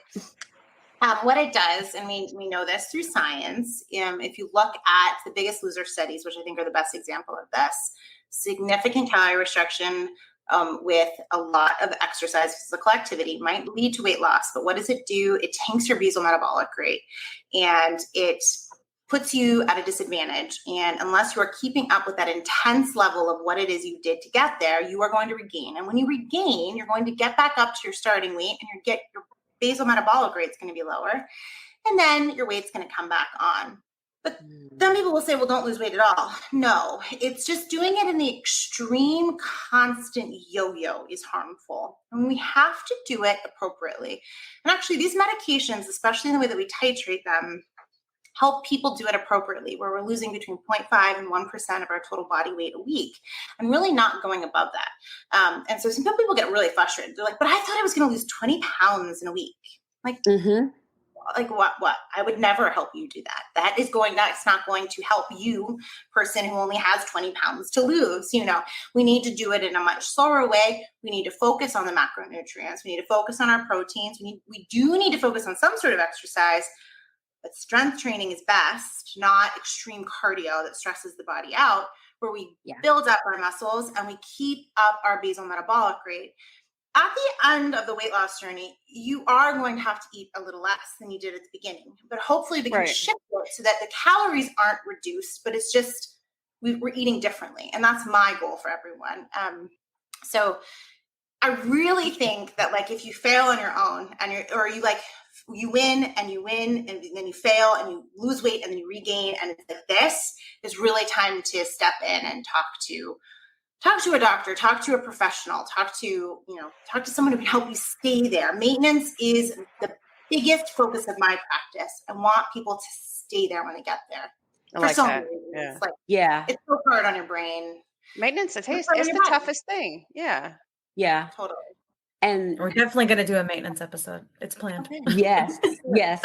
Especially, and it's not all about me, but so many people in the community are now on track to be in maintenance. And I'm one of them. I am now 10 pounds away from my goal weight. And today's my 6-month Mounjaro anniversary. Wow. And so I think, and I'm going to mirror what Kat said, that is such a perfect segue, because people talk about maintenance, but when they start their journey, and many of us in the community deal with the questions we get fielded about side effects. So the community wants to talk about the good, the bad, and the ugly. And if it can come from a medical doctor, especially an obesity specialist, I think that would be great. So I just have a few questions, because I'm almost like obsessed with gastro and like all. She's a weird girl, but I like her. I am weird. So let's talk about it. Otherwise, people are suffering in silence. Yes, thank you. Oh There's my gosh. No glory in pain. Yes, yes, and that's my sister's favorite phrase. Glory. There's no glory in pain. And the pain, and it's like the risk and the reward, which is what I always say to people: is the reward worth the risk? So my first question is, the main question I get is the sulfur burps. What causes these, and what are good ways to treat and manage sulfur burps, and how is it different from GERD? Yeah. So just like higher science level, GI side effects are the biggest complaint in all of these GLP1 plus medications. And they're pretty high in some trials. The dropout rate is like up to 17%. I will say we can treat it. And I think it's wild, actually, that a lot of patients, not in my practice, but outside, will find all of their support on Reddit or TikTok. Because if you just manage the side effects, like, I have nobody who can't, everyone I start this on can tolerate it, because we know how to do it appropriately. So I'm so glad you asked. So sulfur burps are really, okay, everyone take a deep breath before I say it. We need to eat a little bit less. So sulfur burps are really too much food sitting in the stomach. And it is your body saying, I can't take more right now. And I have not digested what you gave me before. And it's wild, guys. Wow. GI emptying is so significant with Mounjaro. Right. That my anesthesiology colleagues have found that they want people stopping this medication a full 10 days before any planned surgery to guarantee that it's the food effect from Mounjaro is out of your system. Yeah. And some anesthesiologists are even requiring 14 days. And why this is because if they intubate you, they don't want anything in your stomach. And they used to just tell you fast after midnight and you'll be fine. But this med is so powerful that food can sit there. So you'll be like, but I haven't eaten in 10 hours. But if you're routinely having these sulfur burps, smaller meals, and focusing on the things that your body really needs, like protein. A lot of people will think that they need to eat the healthy foods, and I'm putting it in quotations because I love vegetables, but a lot of vegetables, including salads, they have a lot of bulk to them and they don't break down that well. And so that food can sit in the stomach and doesn't allow the room for what it is you need. So like a post-bariatric surgery patient, I really do recommend focusing on the food. And if you're having sulfur burps, don't actually drink water at the time of your meals significantly. No water for 30 minutes. Let the food sit there, and then have your liquid in between. Great tip. Yeah, and there's some evidence that digestive enzymes will help. I will recommend simethicone, which is like Gas-X, or what's in Beano, to help break down and to reduce some of that pressure in the stomach. But generally, like, just smaller and maybe potentially more frequent meals. So not waiting that 12 hours, but just like having something small. And the difference between GERD or reflux is that it's not acid-based. So it's not that like the acid is coming up through your stomach. It's really the food taste. Now, there can be a little bit mixed in. So sometimes I will give patients an antacid to take, just for as we're titrating up, so that their stomach can get settled. Generally speaking, it's also a sign that your dose might be too high, and that it's time to sit at another dose for another month. I don't rush my patients up in any titration schedule if they're feeling any side effects. We wait, and we have to be patient, because what's the point of being on a medication that's making you miserable, sending you to the ER? It can get pretty bad. Exactly. The other thing that I will recommend with this is making sure, especially like on the nausea front. So the sulfur burps can also be, never said the word sulfur burps so much, but the nausea that comes along with it. A lot of times people will feel it first thing in the morning. And what I recommend is keeping electrolytes by your bed and drinking them first thing, and kind of calming your stomach and quieting any acid. Yeah, exactly. So I think it's very important, and that helps us with our fatigue, our nausea, salts. A lot of times nausea is a need for salts. I also do recommend a B complex for people on these medications. You can use our coupon over at our website, because a B complex will really help cut down on nausea, which can generally just like have a nice effect on cutting down on a lot of these GI side effects. That's awesome. Yeah. Wow. Journey loves this stuff. That's why I've been taking B12 for a while. Maybe that's the reason why I didn't have very many effects. I don't really have any of the sulfur. And everybody's different. So it's not like you all have to go out and buy this stuff, but everyone will have something. I do not think everyone will have something. Yeah, you're right. It's fatigue. It's mine's the other direction. Yeah, if you just know how to manage and be proactive.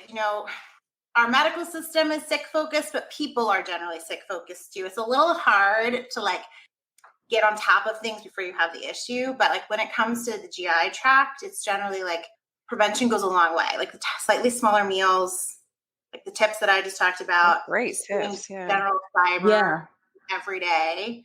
I'll tell you unless you're seeing a ton of patients with this, I just feel like you just don't know how to manage it. And so I have everyone on a protocol, and so we've really, I've had the benefit of helping a lot of people and knowing exactly what to do. And so now it works really well. Yeah. This is amazing, because sulfur burps are probably in the top 3 questions that me too. that I get, me too. In our lives. our lives are nothing but as newbies. There's so many new members to the community. But I just have two more questions, even though I could nerd out about this like all evening. But GI. yeah, love it. A person such as myself who really struggled with constipation, going from, especially when I titrated up from 2.5 to 5 milligrams. What are some of your top recommendations to avoid constipation so you're not like me and just having to treat it? How can people on GLP-1s avoid it?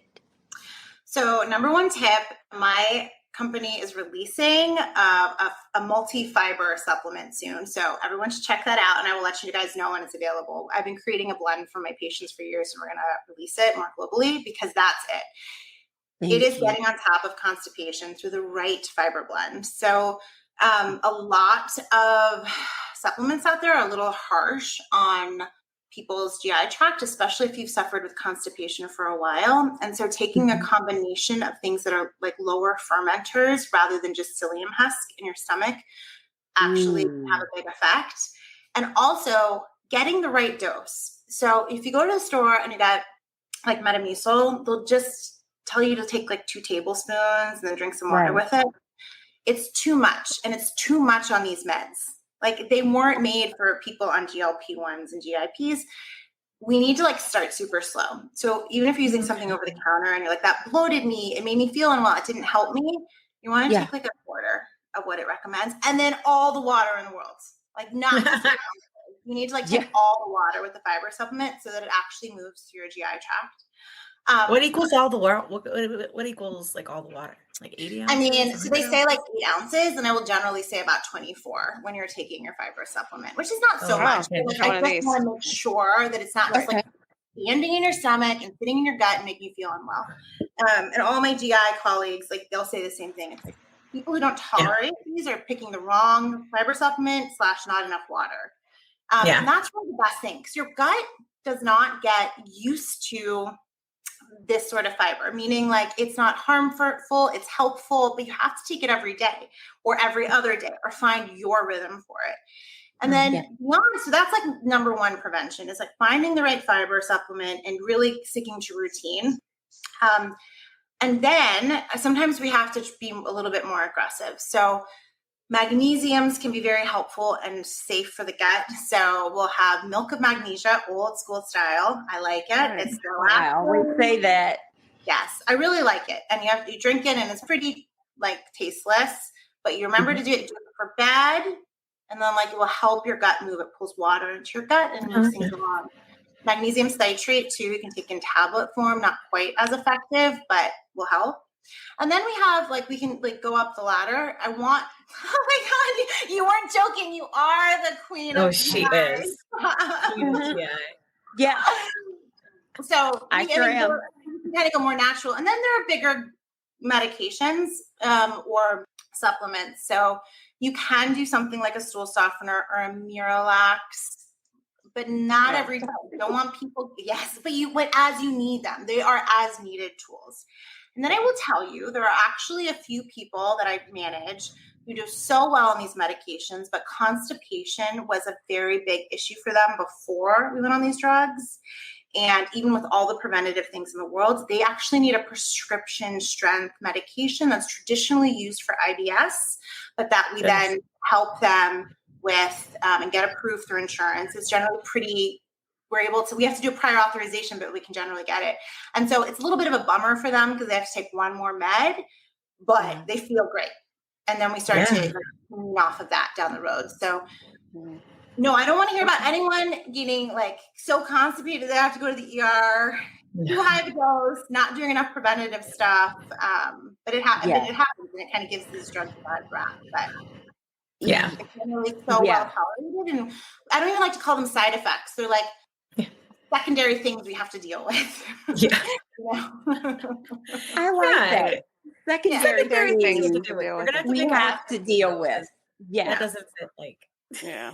I mean, because I was in the opposite direction of that. I think like early, like when I started, I was taking like a Colace every couple of days, but I just kicked up the kale. And now, kale is awesome. After taking like 10 milligrams and now I'm on 12.5, like, no, it's the opposite. Like, it's, I'm hella regular. So you still need fiber too. So that's still a lot, like fiber helps both ends of the spectrum. It does. I noticed that like extra, like when I increase like cabbage. Yeah. And the fiber gummies are great. Yeah. No, look at you. Oh my gosh. Oh yeah, she's got all the things. She keeps them all in her big bag and she like pulls them out like a mom. You know, she'll just be like, I do. You're doing exactly what I want. Prevention. It works. This is what works, right? Yeah. See, and people laugh at me, but I'm like, look, you're not uncomfortable, are you? Right? She's a Girl Scout. She's always prepared.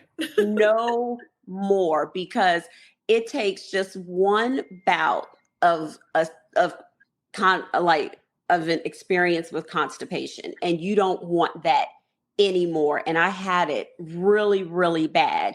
On top of constipation, here's my last question. I suffered from fatigue. And I think Kim and Kat can attest. I literally, thank goodness I started the Mounjaro when I was on vacation. And it was a staycation because I went from the bed to the sofa, from the sofa to the bed. And that's about all I could do.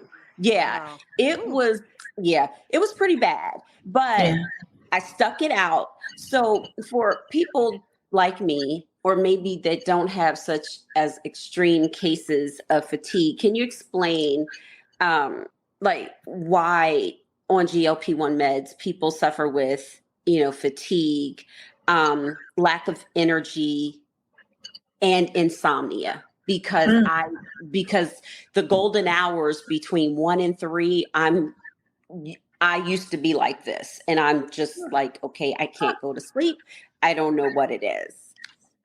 Well, the theory behind fatigue, and it's very real, is that our body has a relative reduction in blood sugar. And so even if we had started off with a healthy blood sugar, even a few point reduction is enough for the body to be like, what's going on? And I can't function.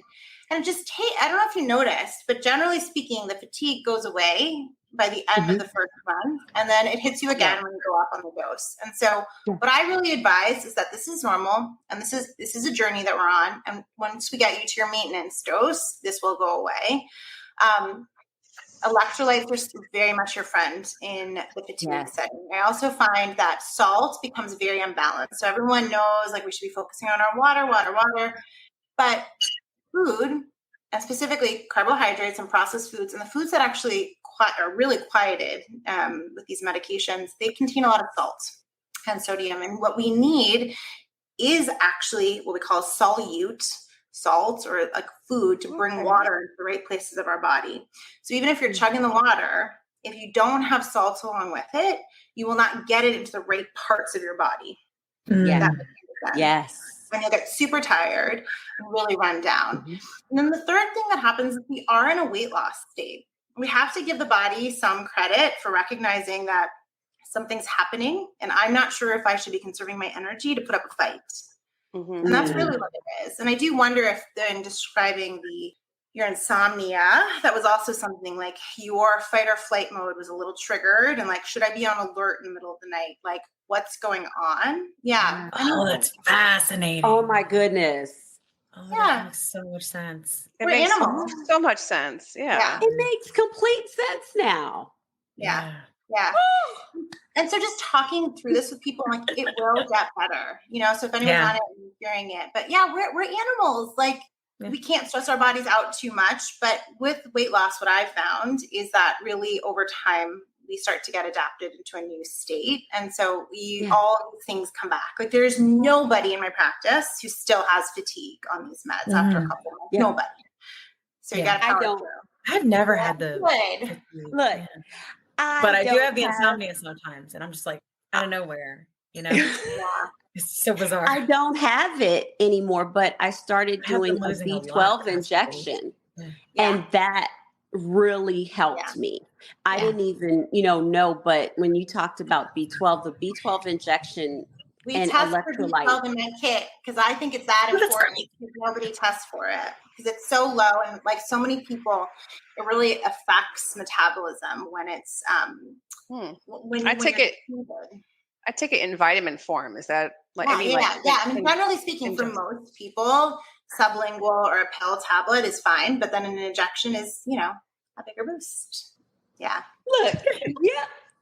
Little side note, extra science fact. Some people have to get their B12 through injections because there is a part of their stomach that does not absorb B12.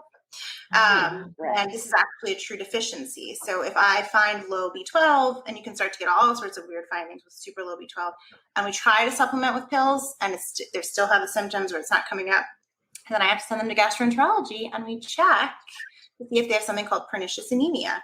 And it's a lot more common than you might think. So I don't know if anyone's listening and is like, I'm so low on energy. And ask the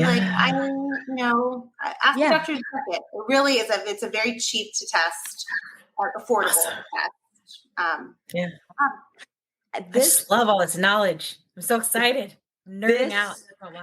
This is amazing. And my doctor also said, because those that have certain conditions, especially autoimmune diseases, it's best to bypass the GI system with taking B12 pills, especially on GLP1. She said because the GLP1 goes through your gastro system. If you're taking a B12 pill, then it might mess with you actually getting the B12 possibly. So for me, she said an injection is better because then you're getting it right then, right there, and you bypass your GI system. Yeah. It's nice. It gives you a big boost. Yeah. I take it every morning with my protein coffee before I go work out. Coffee. It's a coffee. It's a coffee. You guys know all the tips and tricks. You don't need me. Well, we've been at it for a year. And we did. Look at all the things you taught us. And there's so many people that are beginning their journey or in the middle of their journey or rerouting their journey or are going to have to stop for a little while and then start again. Like all of this is just really good knowledge. And you can only get so much in a 3-minute TikTok, not to mention the algorithm problems, which I won't go into, but there are problems with it. Bad. If you can't tell, I like to talk. So all my videos are like 3+ minutes, and TikTok's like, what's in here? I love it. This is important stuff. And it is. But everything with TikTok is like based on the attention span of I don't know, a fly. Squirrels. It's like squirrels. Yeah, and because we're all just very squirrely when we're on there, But yeah. This is really I'm always happy to answer more questions, and I think it's wonderful what you guys are doing and the way that you're talking about it and sharing stories. And it's just this is a brave new world with these meds, and sometimes it's very frustrating, but in the best way. It's that we have so much ahead of us, and it's a super exciting time for me to be a doctor because I have real solutions and Can I just say one thing? The one thing that we haven't talked about at all, and I think is really beautiful here, is that no one has used the word skinny, and no one has framed this in terms of being a specific weight or size. This is all about health. Yes, and the more that we can preach this, the more we can help people understand that this is not vanity. This is sure we can feel good. I want people to celebrate, but it really is so much bigger than that. And what you're doing is helping people. Thank you. Learn. We're trying. Yeah. Because you're helping us. I mean, I still struggle with it because there's a whole lot of diet culture stuff in my head because I've been at this for a long time, and always struggling with weight.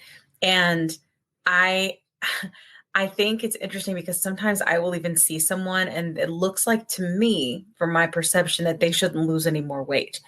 But what I forget is it is medical. This isn't Phenermine. This isn't that type of thing. It's writing an issue with your body, right? Going back to the metabolic issue, right?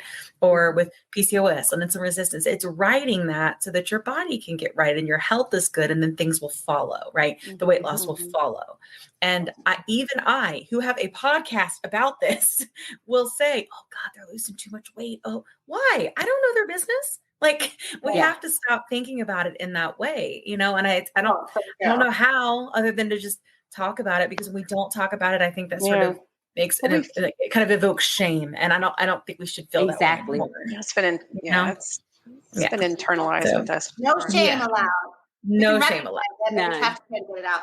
I talk about this in my program as negative thinking. And every time we have a catch our negative thought, we have to actually get it out of our brain and write it down. And we can process it later, but it's really important to recognize that, because if we don't handle that and like deal with it and understand what it is, it'll keep coming back, and it might derail us, not tomorrow, not 6 months, like in 3 years.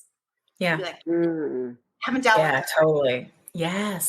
So again, it comes back to the brain being so important. So the work you guys are doing is amazing. This whole process is really just such a, I don't want to say it, my daddy will get mad at me. Mine. But like it is, because like your body starts responding and your brain's got to catch up, and it's like, and your emotions have to catch up, and like all of that work is so important. And I do hope that when people are going through this, they have at least someone to talk to if they don't have a therapist, like at least someone to be able to talk to and process with, because it is a lot to process, So we're also hoping this will help with that, right? Because we're gonna have lives. Talk to us, and we do lives on TikTok because we want people to have an outlet, because not everybody can afford a therapist. Not everybody's going to see a therapist. So at least having someone that you can process with it, because really important. Community. That's what we're trying for. It's community. I mean, it's really that's it. It doesn't all have to be one-on-one, and a community can be so powerful, actually. And I think sharing stories and realizing that you're not alone in what you're thinking is important. Yeah. And we actually have a community element to my online group Telehealth program, which I realized I thought it all had to be one-on-one. And then when I started teaching people in groups and then sharing, it was so powerful. And there was like an element of old school Weight Watchers that was nice. Like you liked going and seeing people and sharing their stories. I don't connect with different people. Just these little removing the friendships and the shame. Exactly. And then putting people together has been the secret sauce. If you can say, hey, like at some point you got a little broken and we can't do anything about that, but we can fix this now.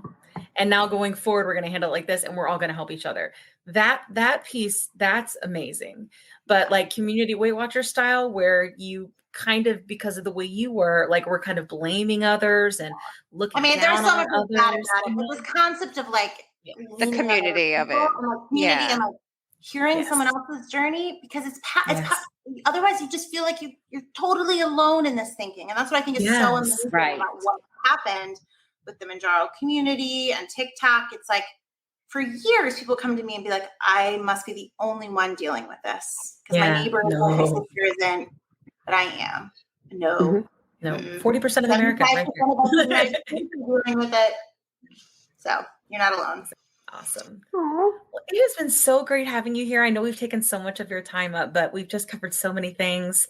I'm going to have shorts for days, and I will be sure to tag you in them so that you can share them. Yes. I'm always happy to answer any questions. Really appreciate it. Yeah. And we'll put your bio and a link to your practice and the coupon code if anybody wants to get that kit. Yes. I know.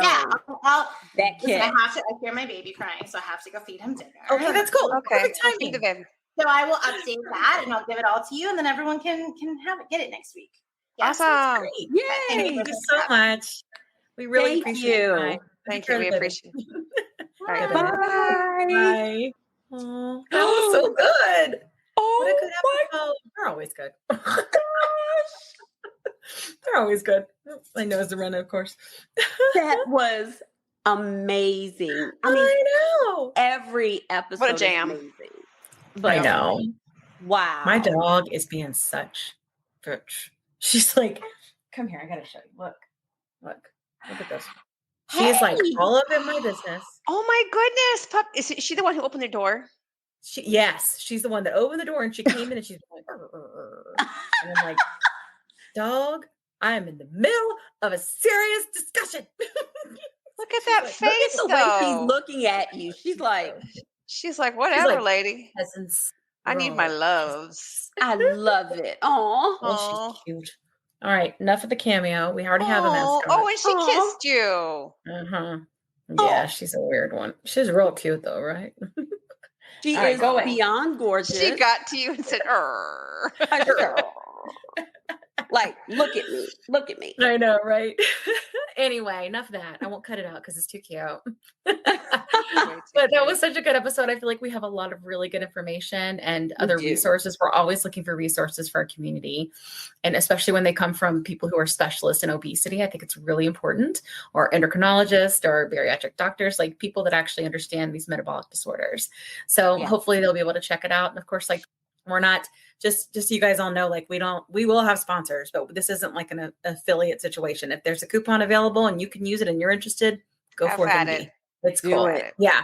That's how we roll here. So it's totally fine. But yeah, I thought it was super good. And I hate that we lost Lisa, but her story was really good. Oh, you know, my God. I think it will mean a lot to somebody out there. Somebody will hear it and go, oh, every time. I've not had one episode that hasn't gone by where someone hasn't reached out to me and said, oh my God, I heard this and I thought, and this sounds like me, and I'm going to go see my doctor every time, more than one, every episode.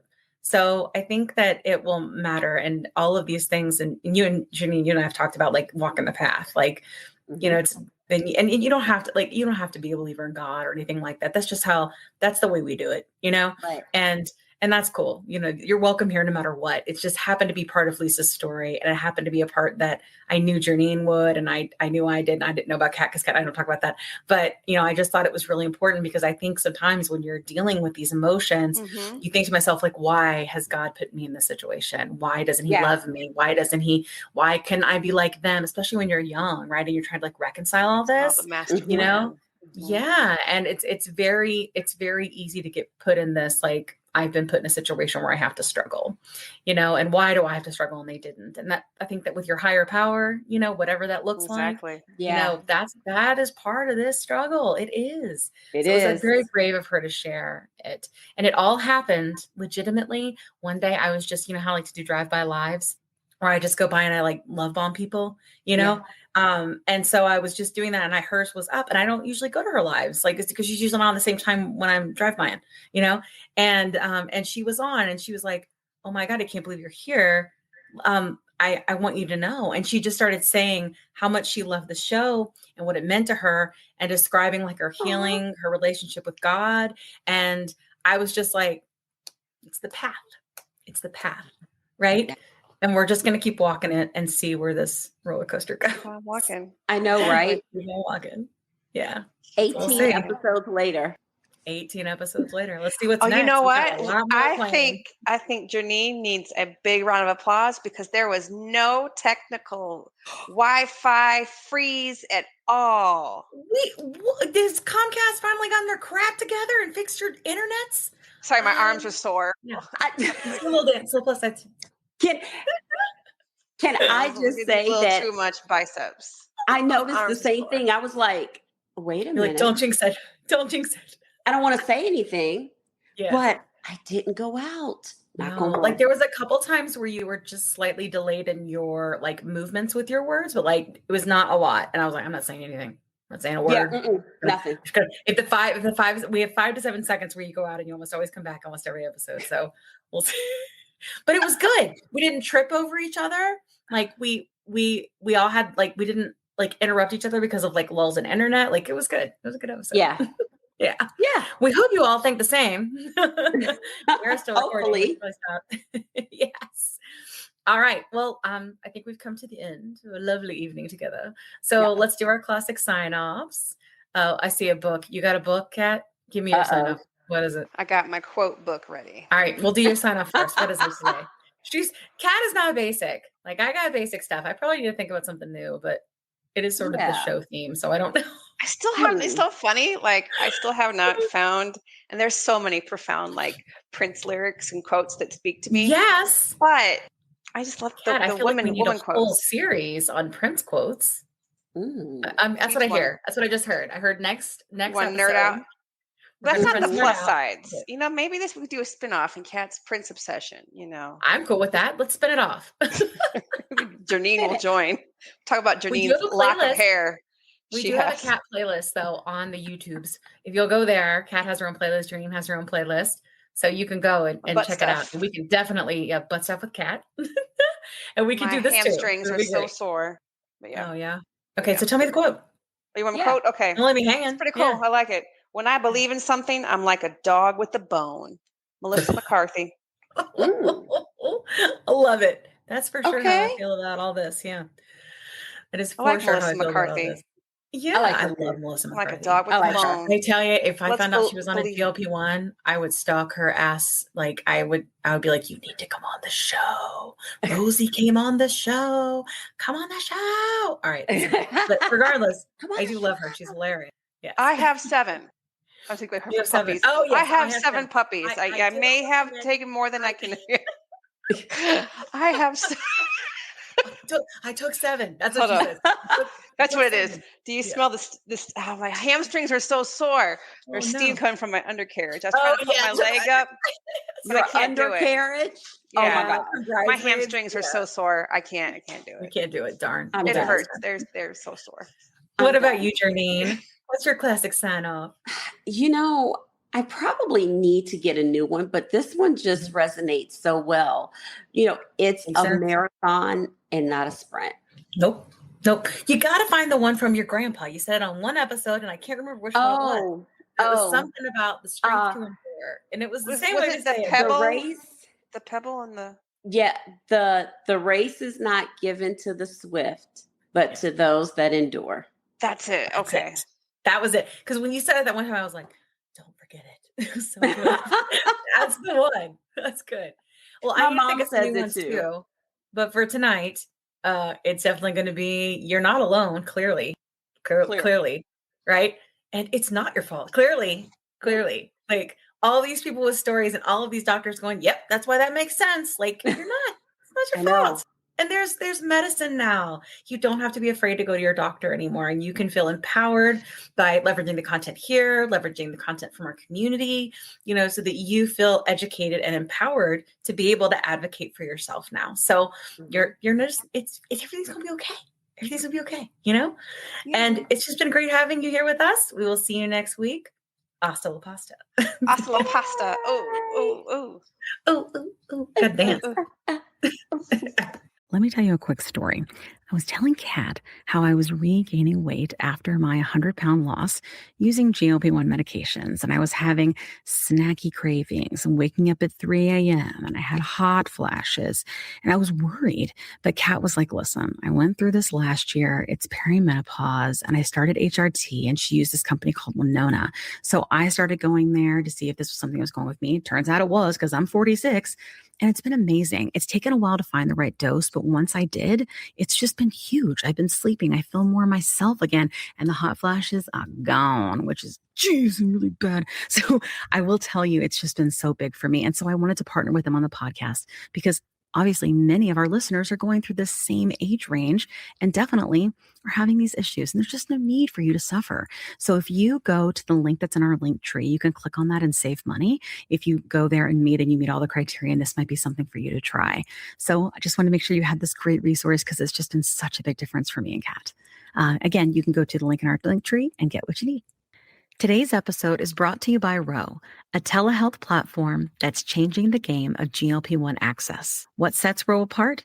Ro understands the challenges of navigating insurance hurdles and the skyrocketing prices of GLP-1 medications. That's why they specialize in getting insurance approvals for GLP-1s. And if insurance is a barrier, they go a step further by prescribing brand name zepbound vials for prices close to those of compound GLP-1s. With Ro, you're not just getting a prescription, you're getting a partner in your journey that's helping you access affordable treatment and guiding you every step of the way.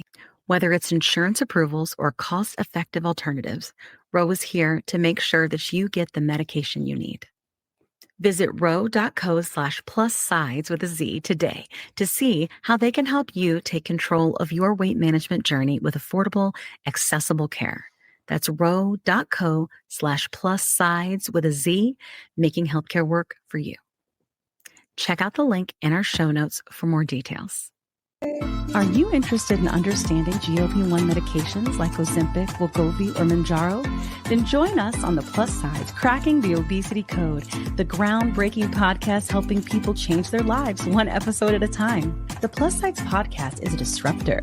We're breaking down barriers, smashing stereotypes, and sharing inspiring stories that'll leave you feeling informed and empowered. Join us every week to learn from doctors who are specialists around GLP-1 medications like Ozempic, Wegovy, and Mounjaro. They'll provide you with science and facts to validate these incredible stories. But that's not all. We'll also bring you the voices of the GLP-1 Mounjaro TikTok community, real people who face the challenges of obesity-related diseases and disorders and discovered the incredible plus sides of GLP-1 medications. Our episodes are filled with heartwarming stories, laughter, and moments of triumph. You'll connect with our amazing community members who are reclaiming their health and experiencing their fullest lives. Are you ready to embark on a journey of discovery and empowerment? Tune in to The Plus Sides, Cracking the Obesity Code, and together we'll change the narrative around obesity and end the stigma. Subscribe now on YouTube or your favorite podcast platform and join our incredible community. Let's celebrate the plus sides of life together, because every story deserves to be heard. Every life deserves to shine, and everyone deserves access to expert knowledge and medication. The Plus Sides Podcast. You're not alone. It's not your fault.